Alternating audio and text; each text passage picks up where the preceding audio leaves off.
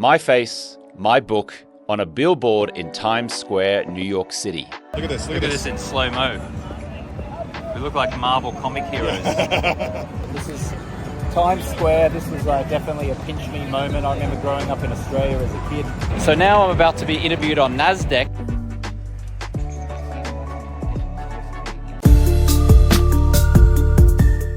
I flew in from Miami on Sunday night, straight to my hotel. Pretty fancy if I say so myself. Howdy. Looks like Carnegie Hall down there. People are coming out from a show.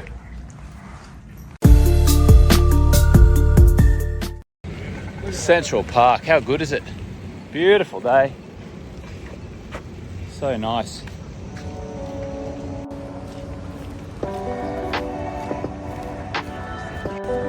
Any funeral you lose someone at 50. That's gonna make way this good.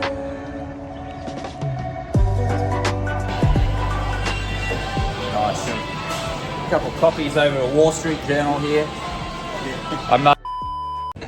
I'm now in the Chase Bank on the corner of 46 and Madison with the lovely Hema, and I'm just applying for the Chase Sapphire business card, which will now enable my company to spend more money on advertising on Facebook and Google so we can help more people stop drinking alcohol. Hema's doing a great job here in the Chase building.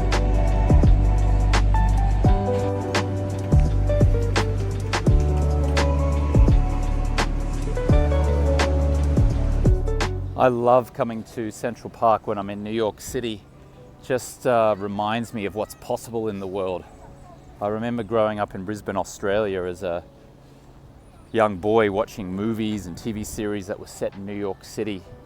And so years later, when I finally got to move to New York City and live here, I was so excited. And every time I come back into this energy of New York City and Central Park, I get this nostalgia that comes up for me, where I recall sitting in my parents' living room in 1985, 86, 87, and just watching Superman, the movie, which was set in the streets of New York, and just going, one day I'm going to come to New York City. One day I'm going to make it there. And you know, I actually did. I came here to New York in 2007 and lived here, until 2015, and it was the most exciting time of my life, and I was so proud of myself and so empowered by the fact that I had this dream as a young boy. And then as a young man, or let's say an older man, I actually got to live in New York City. And that feeling and that energy and that positivity, that drive doesn't escape me when I walk through this magnificent Central Park here in New York City.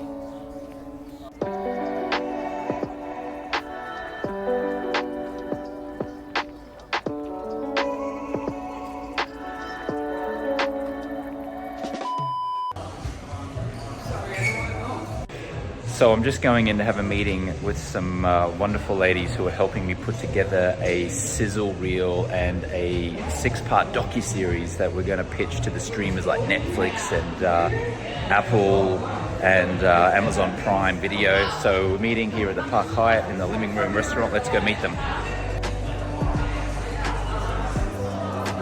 Hello, ladies. Hello, we've got Christine, we've got Katie. And we're storyboarding out a docuseries on helping people stop drinking alcohol, yes? Yes, we are. Amazing. Quickly upstairs to put a coat on because I'm feeling pretty cold actually. I've lost 22 pounds in like 9 weeks or something because I'm trying to get ripped before I turn 50. So I'm cold, so I actually came to get a coat so I can feel warm at the the client dinner. We've got clients who have come in to the Park Hyatt here in New York to meet me in person and to also meet other clients and have fun, have an alcohol-free dinner. So they're all gathering downstairs right now, and let's go meet them. Thank you. Oh, great. Thank you. Oh, there they are. There's all the staff. Not there they are. There are all the clients, all seated. So we've been having this dinner here. I'm not getting so close to the client faces because a couple of them don't want to be on camera, but we've just had a wonderful evening. We played a game called Sweet and Sour where we ask everyone to share what's sweet in their life right now and what's not so sweet, that being the sour. And we go around the table and everyone got to share, and we learn a lot about each other just through that process. And we have members of our Project 90 program, which helps people stop drinking for 90 days. We have people of our 9-month program, which is called Beyond 90, which helps people stay stopped from alcohol for the next 9 months, so to get into a year. And then we have one member of our leadership program. Her name's Christina. She won't mind me referencing her name. And that's for folks who have been at least 1 year alcohol free. So this is all the group there. I'm just sort of brushing over it so I don't reveal their identities. But yeah, it's been just such a wonderful way to connect. It's a great way for people to get to know each other.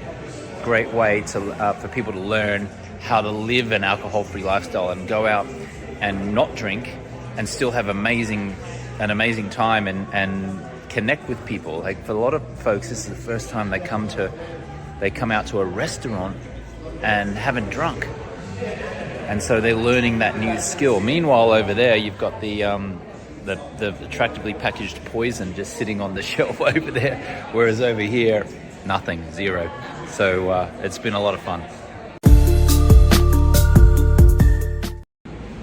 It's Tuesday morning, 6:55 a.m. Just come over to a little cafe shop to get a low-fat Greek yogurt and a banana. I eat this about 30 minutes before I work out in the gym, just to give me a little bit of an energy boost and get some protein synthesis happening. I'm going to have a little short black coffee as well, give me a bit of energy, and then we'll go and hit the gym later on today. Going down to Times Square to see my billboard. It's pretty exciting.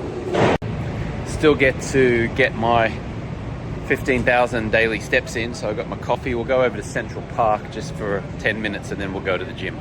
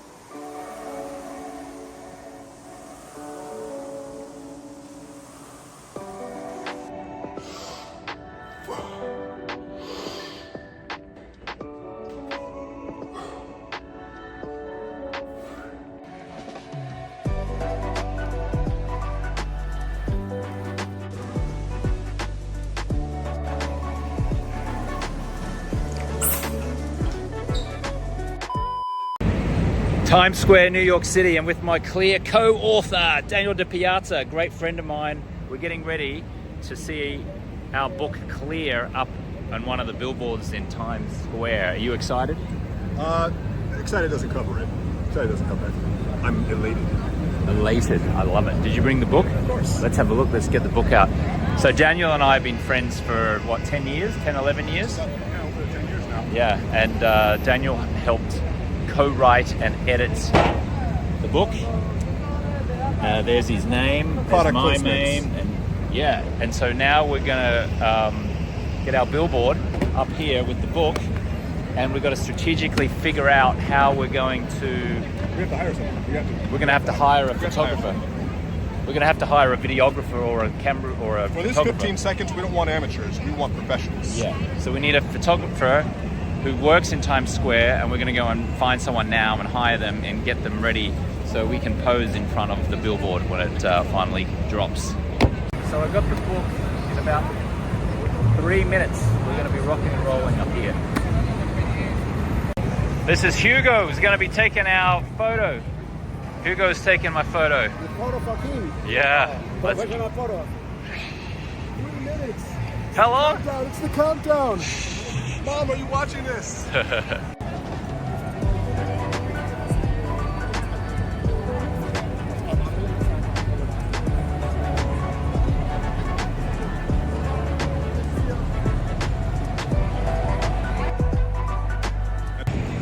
Daniel and I just did our photo shoot and our videos. Lifetime achievement unlocked. It was pretty cool. It's pretty cool. Yeah, let me show you. Let us show you. We have photos and videos here. Oh, they look good. Oh, they look good, baby. Yeah. Look at this. Look at this in slow-mo. We look like Marvel comic heroes. You can't beat that. That's so good, huh? You happy? My mom is going to love me so much more because of this. We're pretty stoked. Here's the book. Make sure you check it out, by the way. Get clear. But this is Times Square. This was definitely a pinch me moment. I remember growing up in Australia as a kid, watching movies and TV series set in New York City, and then to come here and be in Times Square on a billboard is a pretty cool moment, I have to say. Can't beat it. Can't beat it. If you zoom in close enough, you can see my name is right at the bottom of the page. Thanks, James. Cool, man. As a kid growing up in Australia, I'd watch movies and TV shows featuring Times Square. And now my own face and my book were right there on a massive billboard. Surreal.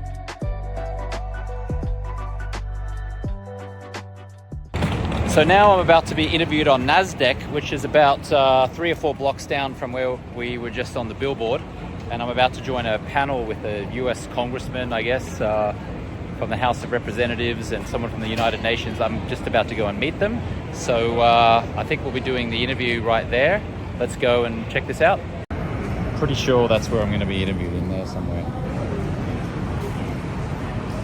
I'd best do a little bit of research on my fellow panelists before I go in there. So I'm just going to sit down here and research who I'm on this panel with.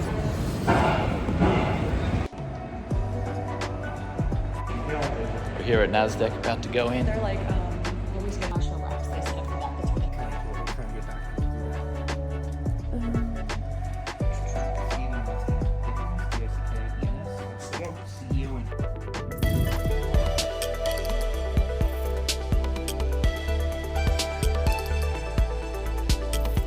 because you're thinking about prevention Yes. as the first step, and there are so many attributes for preventative medicine or taking care of yourself. Yeah, prevention is 100 times cheaper than cure, and $4.5 trillion strain on the US healthcare system, $250 billion of that, just put it into perspective, is preventable alcohol misuse issues.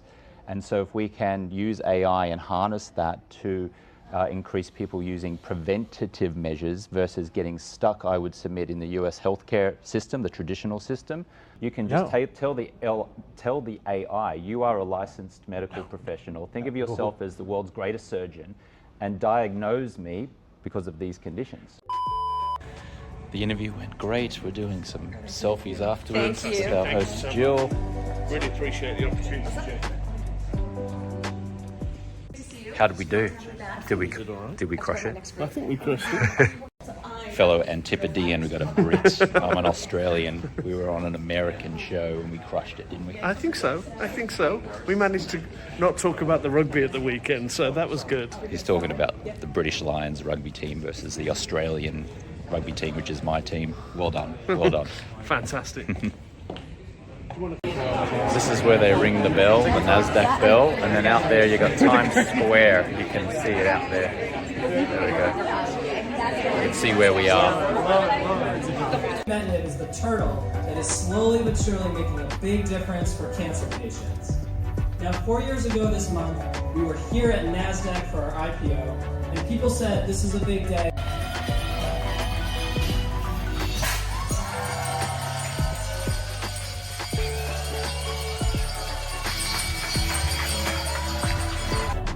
Well, farewell New York City.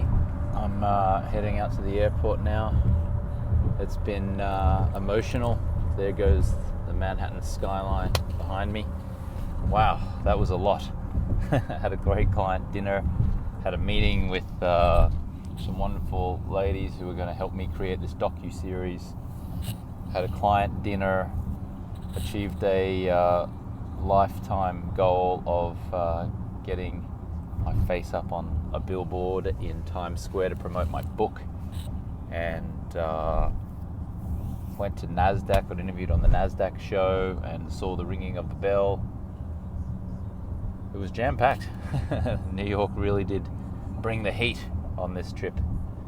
So now it's time to head out to JFK and head home to my family.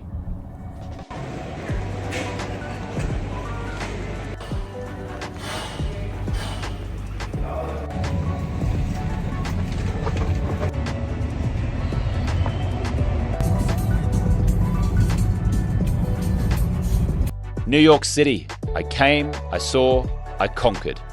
And that's a wrap.